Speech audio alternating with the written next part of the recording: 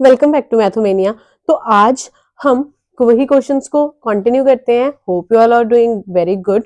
आप अपनी अच्छे से प्रेपरेशन भी कर रहे होगे 10th के बोर्ड के एग्जाम्स की। तो चलो उसी के लिए हम क्वेश्चन नंबर 6 देखते हैं। आपके पास क्वेश्चन नंबर 6 क्या है कि HCF ऑफ 98,28 इज m और LCM इन दोनों का क्या है, n है। तो सबसे पहले इसकी प्राइम फैक्टराइजेशन करते हैं। 98 की चेक करते हैं। सबसे पहले किसके टेबल पे गया, 49 पे, 2 के टेबल पे 49 पे गया, फिर 7 का स्क्वायर। तो इसकी जो हमारे पास 98 की प्राइम फैक्टराइजेशन बनी दैट इज 2 इंटू 7 का स्क्वायर। अब आता है हमारे पास 28 को भी चेक कर लेते हैं। 2 इंटू 14, 2 इंटू 7 एंड 7 1। तो आपके पास क्या आ गया, 28 की वैल्यू क्या है, 2 इंटू 2, सॉरी 2 का स्क्वायर लिख देंगे डायरेक्टली हम। 2 इंटू 2 लिखने की बजाय वी विल बी राइटिंग 2 का स्क्वायर इंटू 7। तो आपके पास 98 किसके इक्वल है, 2 इंटू 7 का स्क्वायर, और 28 कितना है, 2 स्क्वायर इंटू 7। तो आपको तो HCF निकालना है पहले। HCF क्या होता है, जो इन दोनों में लोएस्ट पावर कॉमन आए। ठीक है, यहाँ पर लोएस्ट पावर देखो, यहाँ पे 2 की पावर 1 है और यहाँ पे 2 की पावर 2 है, तो कॉमन क्या आया 2, और यहाँ पर क्या आ जाएगा 7। तो इन दोनों का HCF क्या है 14। HCF को किससे डिनोट किया है, m से डिनोट किया है। और LCM क्या आता है इन दोनों की हाईएस्ट पावर। 2 की हाईएस्ट पावर इन दोनों में से क्या है 2 स्क्वायर, और 7 की हाईएस्ट पावर हमारे पास क्या आ रही है 7 स्क्वायर। तो यहाँ पर 2 स्क्वायर इज 4, 4 इंटू 49। तो जब इन दोनों को मल्टीप्लाई किया 36 और 196। तो एलसीएम को हमें क्या वैल्यू दी थी n। तो आपके पास n की वैल्यू क्या आ गई है 196।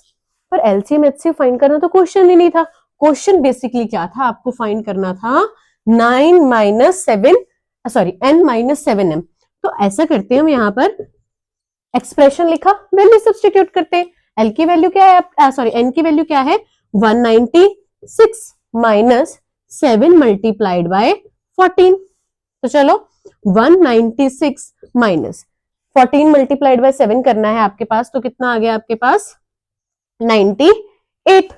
जब आप इसको सब्ट्रैक्ट करोगे you will be left with 98 only, क्योंकि 98 का डबल कितना होता है 196। तो इस क्वेश्चन का आंसर आपके पास क्या बन जाएगा, सी पार्ट, जो कि आपके पास क्या है 198।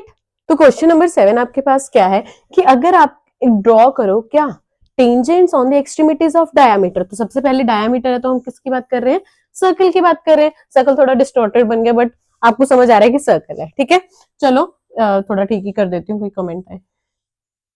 चलो अब आपके पास क्या है, आपको बोला गया है कि ये आपके पास डायमीटर आ गया। अब आपने क्या ड्रॉ किया है, टेंजेंट ड्रॉ किया ऑन द एक्सट्रीमिटीज, उनकी कॉर्नर पे। ठीक है, एक टेंजेंट ये रहा और दूसरा टेंजेंट ये रहा। तो ये दोनों आपस में कैसे होंगे आपको पता है। अब इस सिर्फ इतने पार्ट की बात करती हूँ। ये आपके पास क्या है, रेडियस है। आपने थ्योरम क्या पढ़ी है कि tangent are perpendicular to the radius at the point of contact. तो यहाँ पर एंगल कितना आ गया 90 डिग्री, और यहां पर भी एंगल कितना आ गया 90 डिग्री। अब ये एंगल 1 और 2, यहां पर देखो ये z और z की फॉर्म बन रही है। एंगल 1 और एंगल 2 आपस में क्या आ रहे हैं इक्वल, और ये ऑल्टरनेट एंगल्स बन रहे हैं। ऑल्टरनेट एंगल्स कब इक्वल होते हैं, अपने 9th क्लास में पढ़ा है, जब लाइंस क्या होती हैं पैरेलल होती हैं। तो इसका मतलब ये जो टेंजेंट्स हैं आपस में अगर एक्सट्रीमिटीज पे होंगे डायमीटर की, then they will be always parallel to each other. तो यहाँ पर देखो 8th क्वेश्चन आपके पास क्या है, आपके पास दो ट्राइंगल्स है, ट्राइंगल ABC और ट्राइंगल DF। तो मैं ड्रॉ कर लेती हूँ रेफरेंस के लिए। This is your triangle ABC and this is your triangle DEF। अभी मैंने रफ स्केच ड्रॉ किया है, इररिस्पेक्टिव की कौन सी लाइन किस लाइन के साथ कितने प्रोपोर्शन में है। ठीक है, अब आपके पास क्या गिवन है, एंगल B एंगल E के इक्वल है, ये वाला एंगल इस एंगल के इक्वल है, एंगल F एंगल C के इक्वल है, ये वाला एंगल, इसको मैं डबल लाइन से ड्रॉ कर रही हूँ, ये वाला किसके इक्वल है F के इक्वल है। अब ध्यान से देखो, आपको पता है सिमिलैरिटी के लिए बेसिकली आप दो क्राइटेरिया भी ले सकते हो। तो दोनों triangles are similar, so these two triangles are similar by which criteria, by angle angle criteria, क्योंकि इसमें दोनों एंगल्स आपस में क्या आ रहे हैं इक्वल आ रहे हैं, तो दो ट्राइंगल्स क्या हो जाएंगी सिमिलर हो जाएगी। अब हम बात करते हैं कॉन्ग्रेंस की, क्योंकि आपको ऑप्शंस देख के समझ आ रहा है आपको कॉन्ग्रेंट और सिमिलर देखने पड़ेंगे दोनों ट्राइंगल्स, कि दोनों ट्राइंगल्स कॉन्ग्रेंट और सिमिलर हैं या फिर नहीं है। तो हमारे पास आ गया कि सिमिलर तो है triangles bye angle angle criteria. अब बात करते हैं कॉन्ग्रेंसी की। आपको पता है अगर दो एंगल्स आ रहे हैं तो आपके पास दो ही आपके पास कॉन्ग्रेंस क्राइटेरिया बचते हैं। एक आपके पास बचता है एंगल एंगल साइड और एक बचता है एंगल साइड एंगल। अब उसके लिए हमारे पास क्या आएगा, एंगल एंगल साइड के लिए दो एंगल्स के बाद साइड, पर यहां पर रिलेशन देखो कि ये जो ए बी साइड है ये क्या है 3 टाइम्स ऑफ डीई, ये डीई से कितनी बड़ी है 3 टाइम्स है, तो यहां पर ये कॉन्ग्रेंस तो लग ही नहीं पाएगी क्योंकि ये साइड आपस में इक्वल नहीं आ रही है। तो ये ट्राइंगल सिमिलर तो है बट ये ट्राइंगल्स कॉन्ग्रेंट आपस में नहीं है, तो इसका कौन सा ऑप्शन आएगा, D option, similar but not congruent. बाकी ऑप्शंस क्यों नहीं होंगे, क्योंकि ये कह रहे कॉन्ग्रेंट है पर सिमिलर नहीं, बट हमने देखा कि सिमिलर है और पर कॉन्ग्रेंट तो है ही नहीं, बाकी सारे ऑप्शंस कैंसिल आउट हो जाएंगे, सिर्फ we will be left with D option. तो आपके पास क्वेश्चन नंबर 9 क्या है, -1 raise to the power n plus -1 raise to the power 8 is equals to 0। वैसे तो इसमें इतना समझाने की जरूरत नहीं है, डायरेक्टली ही पता चल रहा है इसका आंसर क्या बनेगा। पर देखो जब भी कोई नेगेटिव नंबर होता है, ये हमने पढ़ा है कि अगर किसी भी कोई भी नेगेटिव नंबर हो, अगर उसकी पावर इवन हो तो वो it turns out to be positive, और अगर कोई नेगेटिव नंबर हो उसकी पावर ऑड हो then it turns out to be negative.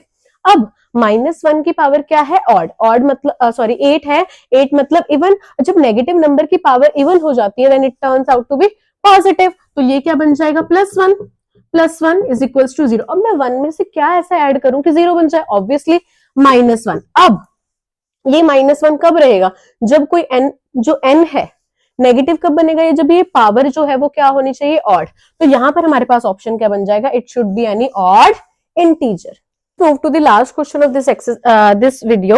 तो हमारे पास 10th क्वेश्चन क्या है, हमारे पास इस क्वेश्चन में पूछा गया है, इसमें हमें डिस्टिंक्ट रूट्स बनाने हैं, ठीक है। सबसे पहले हम डाउनवर्ड पैराबोला देखते हैं। आपको पता है रूट्स कैसे पता चलते हैं, जितनी बार वो उसके एक्स एक्सिस पे कट करता है, ठीक है।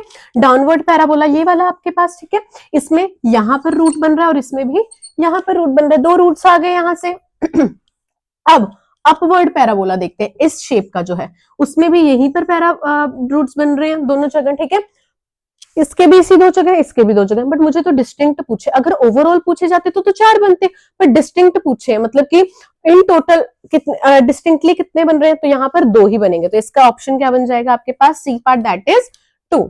Don't forget to like this video, share this video and subscribe this channel. अपने 10th क्लास के फ्रेंड्स के साथ जल्दी जल्दी से वीडियो को शेयर कर दो। Thank you so much.